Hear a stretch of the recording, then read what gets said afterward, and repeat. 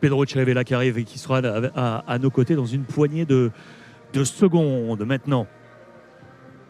Il est là, le Capi. Ça va? Ça va? Très bien, merci. Et vous? Pedro, comment vas-tu? Ça va? Bien. Ça va bien? Tiens, vas-y, je t'en prie. Tu aimes le chocolat ou pas, Pedro? J'aime le Tu chocolat. manges le chocolat? Après la saison.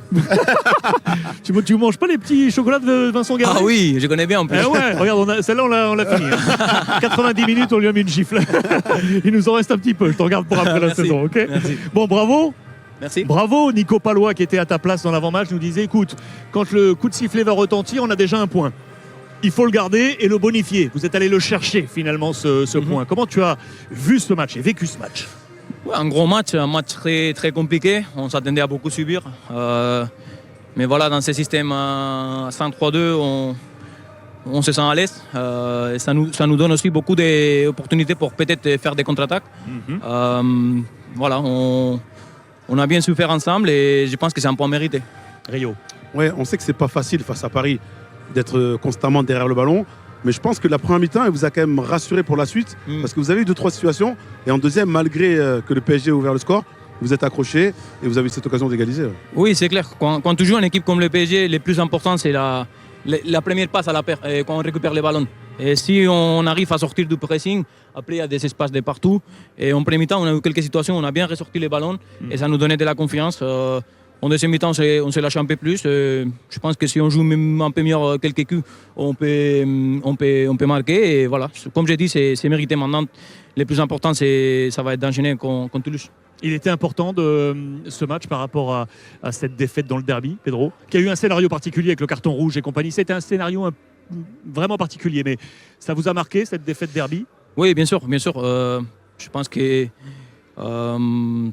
n'a pas fait ce qu'il fallait faire après notre but pour au moins garder les scores, parce que c'est vrai que contre Rennes, on n'a pas grand-chose offensivement et on se retrouve à un partout.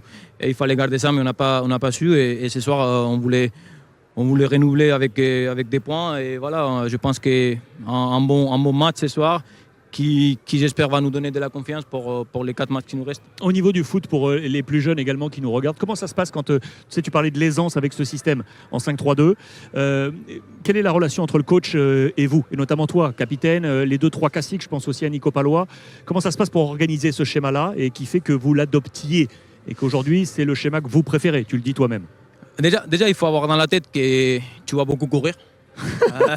C'est contre l'endurance mentale. L'endurance mentale, c'est vrai, Exactement. Parce que nous, les milieux de terrain, on veut avoir les ballons, on veut faire des passes, mais c'est pas possible contre des équipes comme ça. Donc il faut avoir la force mentale pour se dire que ça va être dur et pas lâcher surtout.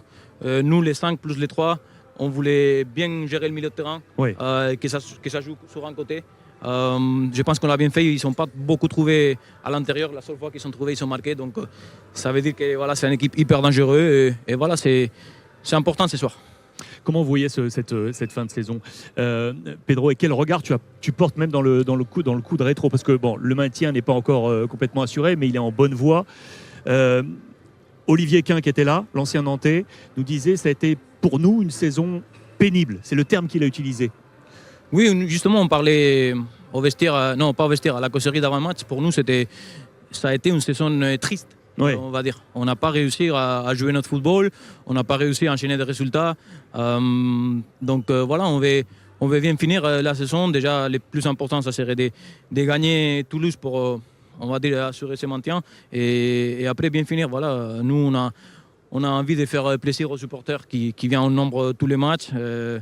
Et voilà, j'espère que ça va être le cas d'ici à la fin. Je te pose cette dernière question, puisque tu es un observateur pour nous privilégié. Cette Champions League, comment tu vois ce Paris Saint-Germain? Tu connais les forces en présence, tu connais bien le Barça, l'Inter, tu connais Arsenal. Comment tu vois ce potentiel Paris pour jouer ce dernier carré? C'est sûr que ça va être serré. Les 4 équipes ils sont à un niveau similaire. Mais ouais, les PSG cette année, ils dégagent en force collective qui n'ont pas eu peut-être depuis des années. Et je pense que ça va être un match très, très compliqué, 2 matchs très compliqués. Mais voilà, j'espère pour Fabien, pour Luis Enrique qui vont aller au bout. Et voilà, j'espère pour eux.